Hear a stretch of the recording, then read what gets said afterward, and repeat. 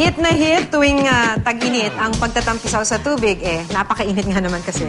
Sa Lagayan Abra, tubig mula sa bukal ang ginagamit ng isang resort para raw mas presko sa pakiramdam. Sa Lazi, Siquijor naman, sa Cambugahay Falls, pinipiling maligo ng mga gustong magpalamig. Makipasyal Pilipinas kay Naira Segi ng GMA Ilocos.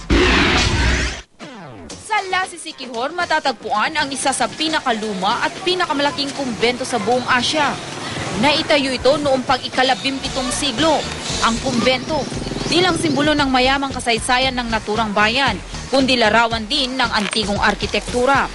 Kaharap nito ang simbahan ng San Isidro Labrador. Bukod sa nabanggit na tourist spots, dinarayo din doon lalo na tuwing tag-init ang multi-layer falls.